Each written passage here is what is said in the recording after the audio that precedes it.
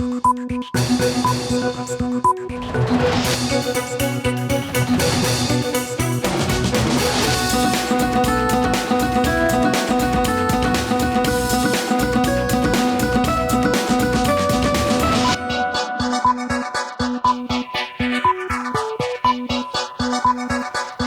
স্বাগত সন্ধ্যার মাছরাঙা সংবাদে। আপনাদের সঙ্গে আছে আমি ফারহানা পারভিন। শুরুতেই জানিয়ে দিচ্ছি গার্ডিয়ান লাইফ ইন্স্যুরেন্স সংবাদ শিরোনাম।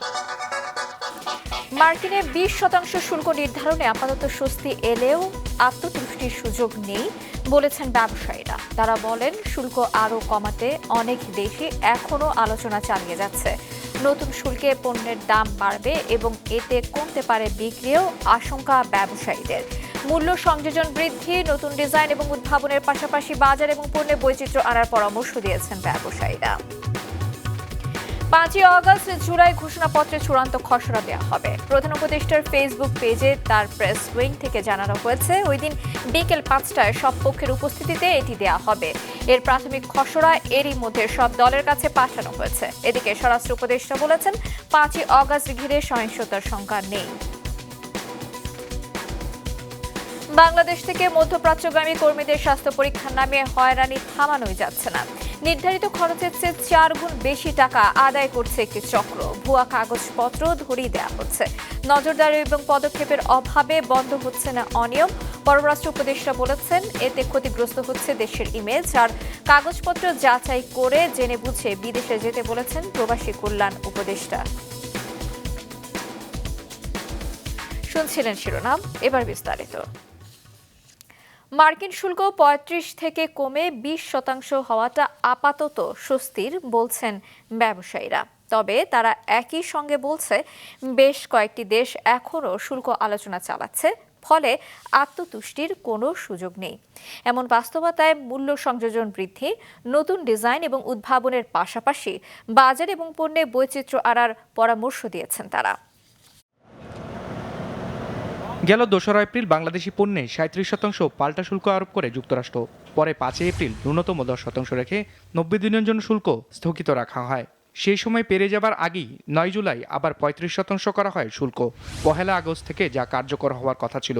এটি হলে দেশটির বাজারে বাংলাদেশি রপ্তানি পণ্যের শুল্ক হার দাঁড়াতো 51.5%। এ বিষয়ে দুই দেশের বৈঠকের পর 20% ঠিক করা হয়েছে পাল্টা শুল্ক। এতে যুক্তরাষ্ট্রের বাজারে বাংলাদেশি পণ্যের গড় শুল্ক দাঁড়াবে 36.5%, যা ইন্দোনেশিয়া, ভিয়েতনাম, ভারত সহ অন্যান্য দেশের কাছাকাছি। এতে স্বস্তি প্রকাশ করেছে দেশের তৈরি পোশাক মালিকদের সবচেয়ে বড় সংগঠন বিজিএমইএ। তো আমাদের প্রধান প্রতিদ্বন্দ্বীদের তুলনায় আমাদের ট্যারিফ সহনীয় পর্যায়ে আছে বলে আমরা আপাতত স্বস্তি প্রকাশ করছি। এই আপাতত বিষয়টা এই জন্য বলছি যে আমাদের প্রতিদ্বন্দ্বী দেশ, বিশেষ করে ভারত, ভিয়েতনাম, চীন, পাকিস্তান, তারা কিন্তু এই ট্যারিফের পার্সেন্টেজ নিয়ে বসে থাকবে না। তাদের যে নেগোসিয়েশন, তাদের যে লবিং, এটা চলমান থাকবে এবং যে কোনো সময় তাদের ট্যারিফ আরও কম পর্যায়ে চলে আসতে পারে। 2024-25 অর্থ বছরে যুক্তরাষ্ট্রে বাংলাদেশের রপ্তানি ছিল $869 কোটি, যার 87%ই পোশাক। বিজিবি বলছে, নতুন শুল্কে পণ্যের দাম বাড়বে এবং এতে কমতে পারে বিক্রিও। $10 একটা পণ্য যদি $2 বেড়ে যায়, ওখানে কনজাম্পশন কমার সম্ভাবনা আছে। কারণ আমরা যে বেসিক প্রোডাক্ট করি তাদের ক্রয় ক্ষমতা সীমিত। আমরা আশঙ্কা করছি, বাট আমরা একই সাথে আশাবাদ ব্যক্ত করব যে এই ট্যারিফের কারণে কনজাম্পশন কমবে না। বাংলাদেশ থেকে যুক্তরাষ্ট্রে যত পোশাক রপ্তানি হয় তার 75%ই তুলাভিত্তিক। দেশটির নতুন যে শুল্ক নীতি, তাতে বলা হয়েছে পণ্যে যত ভাগ মার্কিন কাঁচামাল ব্যবহার হবে ততটার জন্য পাল্টা শুল্ক ধরা হবে না। এই ছাড় পেতে অন্তত 20% মার্কিন কাঁচামাল থাকতে হবে। এই পরিস্থিতিতে মার্কিন তুলা আমদানি বাড়ানোর পরামর্শ রপ্তানিকারকদের। এটা যদি ইমপ্লিমেন্টেবল হয়, যদি করা যায়, তাহলে আমরা ইউএস কটন বা ইউএসএস ফাইবার বেশি মাত্রা ইম্পোর্ট করার ব্যাপারে আমাদের মেম্বারদেরকে আগ্রহী করব, যাতে করে ট্যারিফ 20% থেকে নিচে নেমে আসে, অ্যাটলিস্ট 16%-এ নেমে আসবে যদি মিনিমাম 20% কন্টেন্ট আমরা ব্যবহার করতে পারি।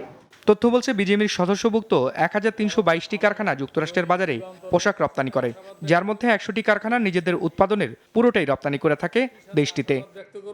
রায়হান শোভন, মাছরাঙা সংবাদ, ঢাকা। আগামী 5ই অগস্ট বিকেল 5টায় গণ অভ্যুত্থানের সকল পক্ষের উপস্থিতিতে জুলাই ঘোষণাপত্রের চূড়ান্ত খসড়া জাতির সামনে উপস্থাপন করা হবে। প্রধান উপদেষ্টার কার্যালয়ে ভেরিফাইড ফেসবুক পেজে এই ঘোষণা দেওয়া হয়। গত বছর জুলাই গণ অভ্যুত্থানের পর থেকে রাজনৈতিক অঙ্গনে অন্যতম আলোচিত বিষয় এই জুলাই ঘোষণাপত্র।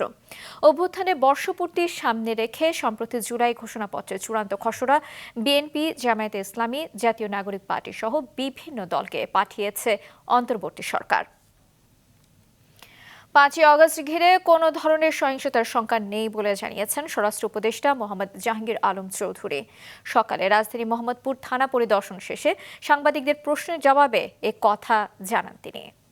কোনো ধরনের শঙ্কা নাই। আপনারা যেইভাবে সাহায্য এবং সহযোগিতা করে যাচ্ছেন, কোনো ধরনের কোনো শঙ্কা হবে না। যে বাহিনী যে জড়িত থাকবে কাউকেই ছাড় দেওয়া হবে না, সবারই আইনের আওতায় নিয়ে আসা হবে।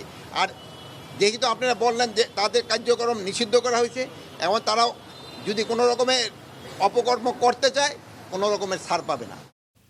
বিদেশ থেকে কিছু মানুষ এসে দেশের রাজনীতির গতি প্রকৃতি নিয়ন্ত্রণ করতে চাচ্ছে বলে মন্তব্য করেছেন বিএনপির স্থায়ী কমিটির সদস্য অবসরপ্রাপ্ত মেজর হাফিজ উদ্দিন আহমেদ।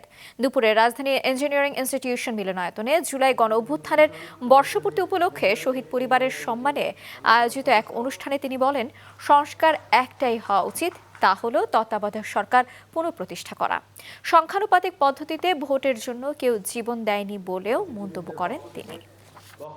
জুলাই আগস্টের সংগ্রাম, এটা কি পিআরএ ভোট হবে, না সংখ্যানুপাতে হবে, না আসন অনুপাতে হবে? এগুলোর জন্য তো কেউ জীবন দেয়নি। তারা চেয়েছে গণতন্ত্র প্রতিষ্ঠা। গণতন্ত্র প্রতিষ্ঠা করার একটাই উপায় আছে, নির্বাচন দেওয়া। নির্বাচিত সরকার না হলে এই দেশে আইন শৃঙ্খলা পরিস্থিতি কখনোই ঠিক হবে না। এটা তো জনগণের রাষ্ট্র না, এখন তো অলিগার্কি, মবক্রেসি, অ্যারিস্টোক্রেসি এইসব চলছে। বিদেশ থেকে ধার করে আনা আতালরা আমাদেরকে শেখাচ্ছেন কিভাবে বাংলাদেশ চলবে। দেশের বাস্তবতায় আনুপাতিক জনপ্রতিনিধিত্ব প্রবর্তনের মতো সচেতনতা অধিকাংশ ভোটারের নেই বলে মনে করেন রাজনীতি বিশ্লেষকরা। তারা এই পদ্ধতিকে তুলনামূলক ভালো বললেও প্রথমে স্থানীয় সরকারের বিভিন্ন স্তরে পরীক্ষামূলক প্রয়োগের কথা বলেছেন। রিপোর্ট করছেন নিয়াজ মোর্শেদ। জাতীয় ঐকমত্য কমিশন রাজনৈতিক দলগুলোর সাথে ঐকমত্য কমিশনের সংস্কার সংক্রান্ত যে সংলাপ হয়েছে, সেখানে ছোট রাজনৈতিক দলগুলো আনুপাতিক নির্বাচনের দাবি তোলে। এদের নানা সভা সমাবেশেও বিষয়টির পক্ষে যুক্তি তুলে ধরেছে। বর্তমান পদ্ধতিতে সংসদের প্রতি আসনে সর্বোচ্চ ভোট পাওয়া প্রার্থী বিজয়ী হন। প্রস্তাবিত পদ্ধতিতে উচ্চকক্ষ ও নিম্নকক্ষ নিয়ে সংসদ গঠন হবে। নিম্নকক্ষে সরাসরি ভোট, আর উচ্চকক্ষের আসন বন্টন হবে নিম্নকক্ষে পাওয়া ভোটের অনুপাতে, অর্থাৎ সংখ্যানুপাতিক পদ্ধতিতে। বিশ্বের কিছু দেশে এ পদ্ধতিতে নির্বাচন হয়, তবে বিষয়টি বাংলাদেশের সব শ্রেণী পেশার মানুষের কাছে নতুন। পিআর নির্বাচন মানে তা তো বলতে পারি না। পিআর পদ্ধতিটা আমার জানা নাই, আমি বুঝি নাই। আইনের শিক্ষকরা বলছেন, আনুপাতিক পদ্ধতিতে যাওয়ার মতন গণতান্ত্রিক সচেতনতা বাংলাদেশে নেই। আমাদের জনসাধারণ এই পদ্ধতির সাথে সম্পর্কিত নয়। আমাদের এখানে তখন আপনি ব্যক্তিকে ভোটই দিবেন না, আপনি ভোট দিবেন মার্কাকে, আপনি ভোট দেবেন দলকে। এমপিকে হচ্ছেন, তার সাথে ওই এলাকার জনগণের কোনো তেমন যোগসূত্র থাকছে না। বিশেষজ্ঞরা বলছেন, সংখ্যানুপাতিক পদ্ধতিতে উচ্চকক্ষে আসন পাওয়ার সুযোগে সেখানে কে বা কারা সেই পদে যাবেন তা নির্ধারণে দলীয় প্রধানের একক কর্তৃত্ব প্রতিষ্ঠা হবে। দল যাকে নমিনেট করবে ইলেকশন হয়ে যাওয়ার পর, সেই তো পার্লামেন্টে বসবে। প্রশ্ন হলো, দল কি মানুষের পছন্দের লোককে নমিনেট করছে কিনা। অনেক ক্ষেত্রেই দেখা যাবে যে ব্যক্তিগত প্রভাব বা ঘনিষ্ঠতা বা এমনকি দুর্নীতি এটাকে এই সিদ্ধান্তকে প্রভাবিত করে। তবে স্থানীয় সরকার সংস্কার কমিশনের প্রধান ও নির্বাচন বিশেষজ্ঞ ডক্টর তোফায়েল আহমেদ বলছেন, আনুপাতিক পদ্ধতিতে সব শ্রেণীর মানুষের মতামত উঠে আসবে। যে সিস্টেমটা আমরা আছে এখন এটাতে আসলে মাইনরিটি রুল করে। কেন মাইনরিটি রুল করে? আপনি 25% ভোট পেয়ে কিন্তু 75%-এর রাজত্ব করে যান, তাহলে এটা কোনো ডেমোক্রেসি হলো না। তো এই সিস্টেম এটা এনশিওর করে এভরি ভোট কাউন্টস। ওই সিস্টেমে প্রত্যেকটা ভোটের মূল্য আছে। তবে জাতীয় পর্যায়ের আগে এই পদ্ধতি পরীক্ষামূলকভাবে স্থানীয় সরকারের বিভিন্ন স্তরে পরীক্ষার তাগিদ দিয়েছেন বিশেষজ্ঞরা। বাংলাদেশের রাজনৈতিক ব্যবস্থা, রাজনীতির কালচার এবং এতদিনের যে চর্চা, সেগুলোর পরিপ্রেক্ষিতে উইদাউট ডিটেইল প্রিপারেশন আপনি হঠাৎ করে যেতে পারবেন না। এটা কেন্দ্রীয় সরকারের দুর্বলতা দেখা দিলেও, সমস্যা দেখা দিলেও স্থানীয় সরকার কিন্তু স্থিতি বজায় রাখার পক্ষে কাজ করে যেতে পারে। সংবিধান সংস্কার কমিশন 505 আসনের নিম্নকক্ষ ও উচ্চকক্ষ প্রতিষ্ঠার সুপারিশ করেছিল। রাজনৈতিক দলগুলো এ প্রস্তাবে একমত হতে না পারায় শেষ পর্যন্ত জাতীয় ঐক্যমত্য কমিশন সিদ্ধান্ত নেয় নিম্নকক্ষের 300 আসনের সরাসরি ভোটে। যে দল যত ভোট পাবে সেই অনুপাতে উচ্চকক্ষের 100টি আসনের সদস্যপদ বণ্টন হবে। ঐক্যমত্য কমিশন সকলকে নিয়ে প্রয়োজন বোধে বসবে। রাজনৈতিক দল নিয়াজ মোর্শেদ, মাছরাঙা সংবাদ, ঢাকা। বন্ধ হয়নি মধ্যপ্রাচ্যগামী কর্মীদের স্বাস্থ্য পরীক্ষার নামে হয়রানি। নানা কৌশলে আদায় করা হচ্ছে নির্ধারিত খরচের চেয়ে 4 গুণ পর্যন্ত বেশি টাকা। দেয়া হচ্ছে ভুয়া কাগজপত্র। মার্শেক রাহাতের রিপোর্ট। অনেক মেডিকেল করবেন? হ্যাঁ, না আসলেও করে দিতে পারবেন। আমার সাথে কাজ করালে আনফিট আসবে না। রাজধানীর পল্টনে একটি মেডিকেল সেন্টারের নিচে আমরা এই ব্যক্তির খোঁজ পাই ফুটপাতে পাওয়া একটি কার্ড থেকে। যোগাযোগ করে হোয়াটসঅ্যাপে ছবি মিলিয়ে খুঁজে বের করি তাকে। উপরে আমার অফিস, আমার প্রতিষ্ঠান।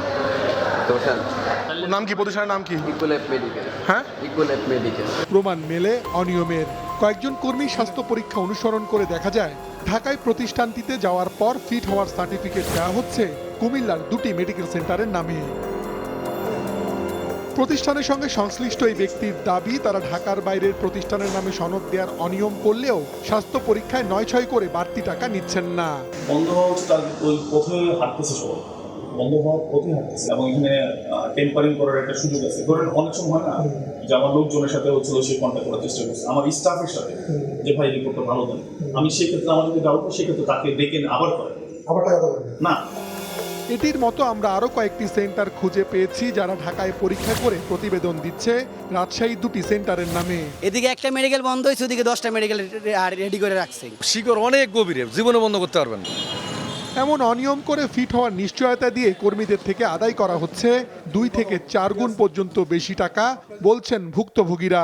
8,500 টাকা মেডিকেল ফি, সে জায়গায় 20,000 টাকা নিস না দিলে আনফিট। টাকা নেয় হচ্ছে 1 গুণ না 3-4 গুণ এক্সট্রা নেয়। সংশ্লিষ্টরা বলছেন যথাযথ পদক্ষেপ না নেয় প্রকাশ্যেই বিদেশগামী কর্মীদের স্বাস্থ্য পরীক্ষায় হয়রানি বাড়ছে।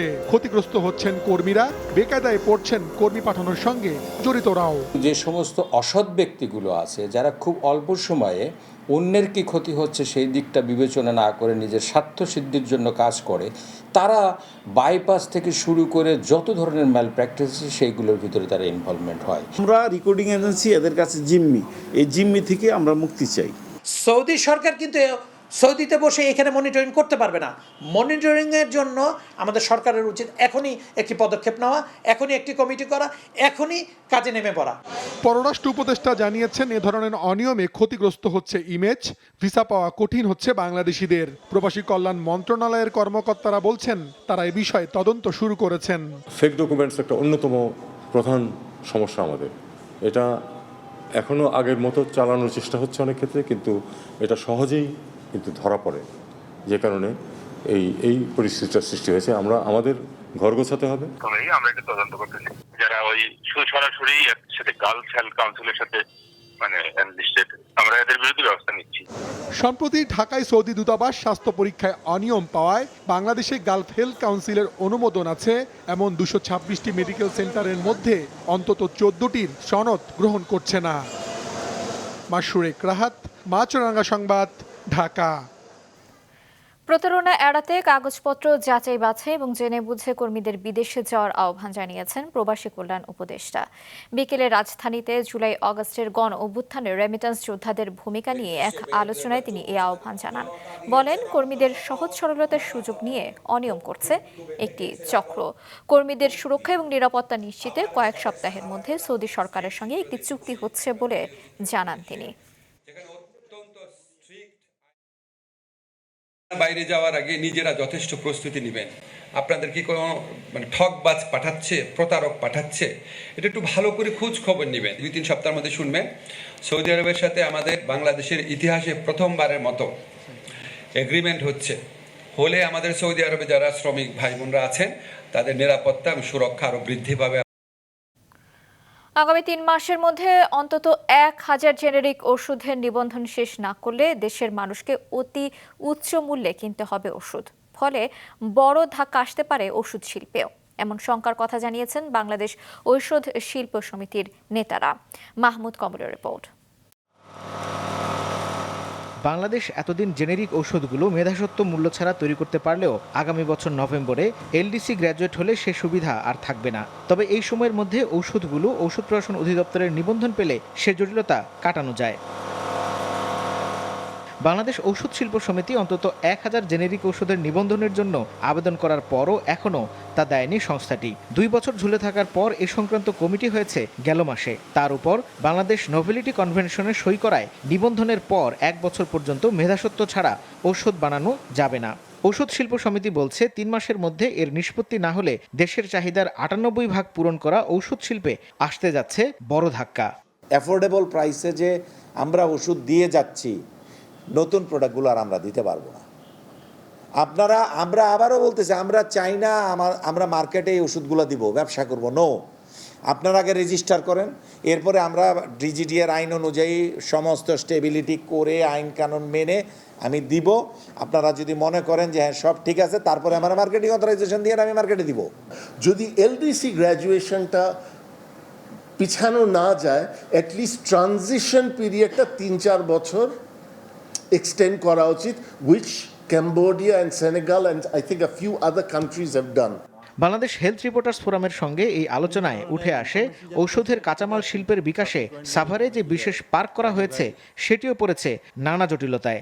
মার্জার হয়ে 10-12টা ফ্যাক্টরি হবে। আগে হয়তো 200 এপিআই এর চিন্তা করছিলাম, এখন হয়তো 80টা বা 100টা এপিআই হবে। সেটার 1 নাম্বার সমস্যা হচ্ছে গ্যাসের। আমি যদি এখন ডিজেল দিয়া বয়লার চালাই, গ্যাস না পায়া, তাহলে আমি ওর সাথে কম্পিটিশনে পারবো। বিভিন্ন অংশীজনের সমন্বয়ে মন্ত্রিপরিষদ বিভাগ টাস্ক ফোর্স গঠন করার নির্দেশ দিলেও স্বাস্থ্য মন্ত্রণালয় ঔষধ শিল্পের কোনো প্রতিনিধি না রাখায় ক্ষোভ জানান ফার্মাসিউটিক্যালসের মালিকরা। মাহমুদ কমল, মাছরাঙা সংবাদ, ঢাকা। সীমিত পরিসরে কাল 9ম শ্রেণী থেকে কলেজ শাখার শিক্ষার্থীদের জন্য খুলে দেওয়া হচ্ছে রাজধানীর উত্তরার মাইলস্টোন স্কুল অ্যান্ড কলেজ। প্রথম দিন ক্লাস পরীক্ষার পরিবর্তে যুদ্ধ বিমান বিধ্বস্তের ঘটনায় নিহত এবং আহতদের জন্য বিশেষ দোয়া এবং মোনাজাত হবে। পরে অভিভাবক এবং শিক্ষার্থীদের কাউন্সেলিংয়ের পর পর্যায়ক্রমে স্কুল শাখাও খুলে দেওয়ার কথা জানায় কর্তৃপক্ষ। গত 21শে জুলাই বিমান বিধ্বস্তের ঘটনায় এই স্কুলের অন্তত 34 জন নিহত এবং 41 জন আহত হয়েছে। সন্ধ্যার সংবাদ শেষ করছি, যাবার আগে গার্ডেন লাইফ ইন্স্যুরেন্স সংবাদ শিরোনামগুলো আরও একবার। মার্কিন শুল্ক কমায় আত্মতুষ্টির সুযোগ নেই বলছেন রপ্তানিকারকেরা। মূল্য সংযোজন, নতুন ডিজাইন এবং উদ্ভাবনের পরামর্শ তাদের। 5ই আগস্ট আসছে, জুলাই ঘোষণার চূড়ান্ত খসড়া জানালো প্রধান উপদেষ্টার প্রেস উইং। দিনটি ঘিরে সহিংসতার শঙ্কা নেই বলেছেন স্বরাষ্ট্র উপদেষ্টা। বিদেশগামী কর্মীদের স্বাস্থ্য পরীক্ষার হয়রানি চলছে, ভুয়া কাগজে হচ্ছে না ভিসা, যাচাই করে জেনে বুঝে বিদেশ যেতে বললেন প্রবাসী কল্যাণ উপদেষ্টা। এই ছিল সন্ধ্যার সংবাদে। ফেসবুকে আপডেট পেতে ভিজিট করুন মাছরাঙা টেলিভিশনের পেজে, ইউটিউব চ্যানেলেও দেখতে পারেন আমাদের সংবাদ প্রতিবেদন এবং অনুষ্ঠান। দর্শক, করোনার সংক্রমণ ফের শুরু হয়েছে এবং তা বাড়ছে। এ থেকে সুরক্ষিত থাকতে ব্যবহার করুন ফেস মাস্ক। এতক্ষণ সঙ্গে থাকার জন্য ধন্যবাদ জানিয়ে আমি ফারহানা পারভিন শেষ করছি সন্ধ্যার মাছরাঙা সংবাদ। এই দিন এইভাবে।